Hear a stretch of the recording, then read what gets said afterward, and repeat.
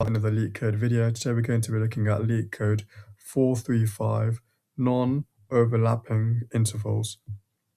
This is a medium difficulty Leetcode problem, and the problem description tells us that we're given an array of intervals where intervals I has two elements. So each element in the intervals list consists of two elements. It's a two-dimensional list of start and end times, and we want to return the minimum number of intervals that we need to remove to make the rest of the intervals non-overlapping. And we're told that intervals which only touch at a point are non-overlapping. So for example, 1, 2, and 2, and 3.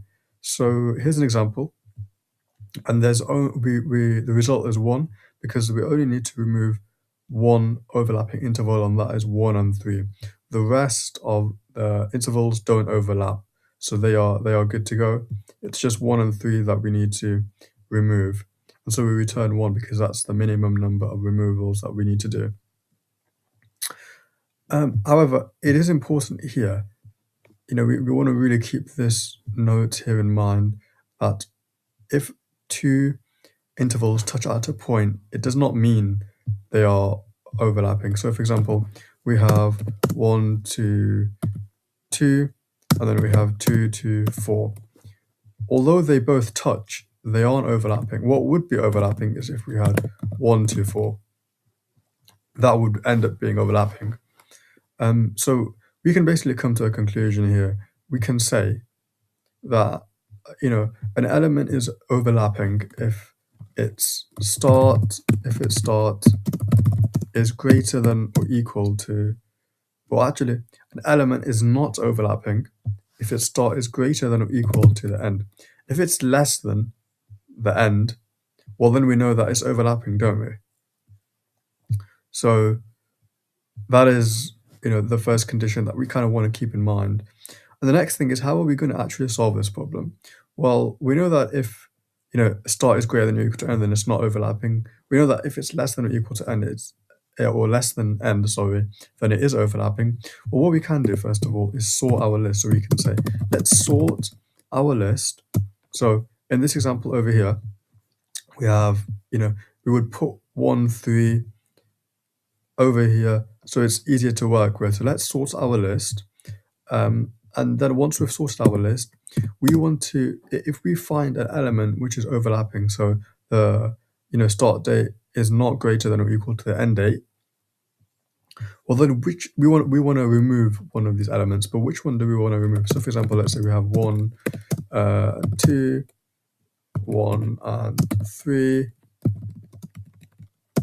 2 to 3.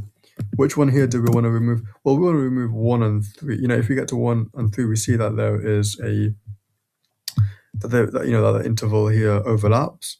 Well, do we want to remove 1 and 2, or do we want to remove 1 and 3? Well, it's safer always to remove the interval that ends earliest. To remove that, to keep the interval that ends earliest, because this minimizes future overlaps. So if we remove 1 and 3, well then we not only increase or lessen the remaining space, we maximize the chance for future overlaps. So we want to remove 1 and 3 and keep 1 and 2.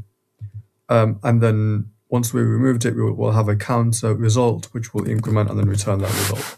So I hope that logic is sound and makes sense. Let's actually solve this problem. So the first thing we want to do, of course, is sort our intervals.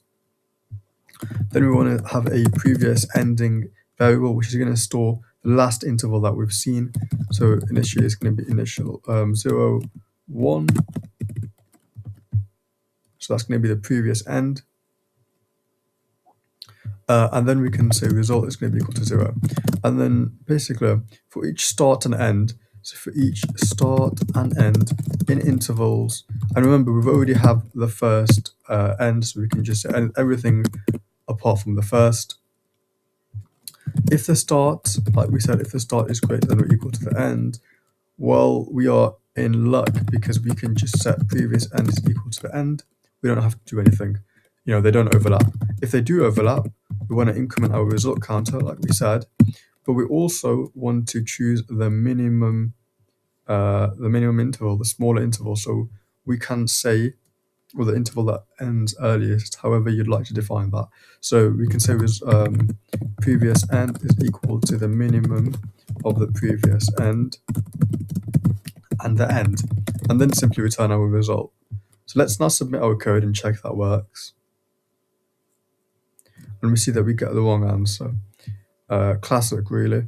Let's look at the code and see where we're making a mistake. So intervals, we're sorting out intervals. Intervals, okay.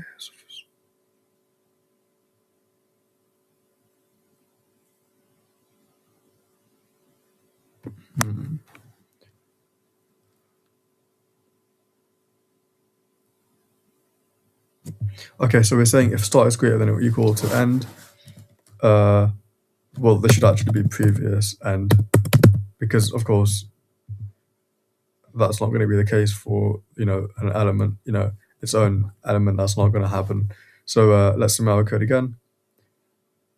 And interval start is never going to be greater than or equal to its own end. Okay, and now we pass all 59 test cases. So a bit of a typo at the end, but we figured that out.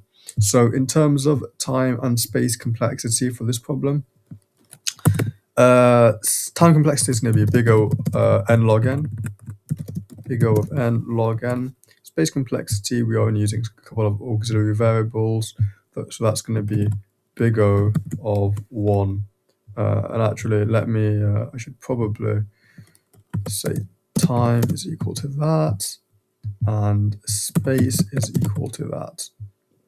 Okay, so those are our solutions. That's our solution. Those are our time and space complexities for this problem. I hope this video made sense, guys. This is basically a greedy problem. This is a greedy interval problem, and it requires, this is, I guess you could say, sorting plus greedy problem. So it's relatively easy to solve,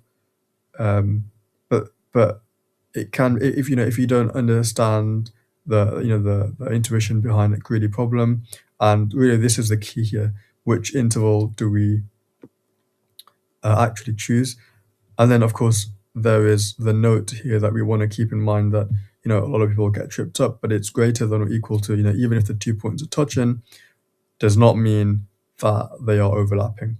So I hope this video made sense, guys, and I'll catch you in the next one.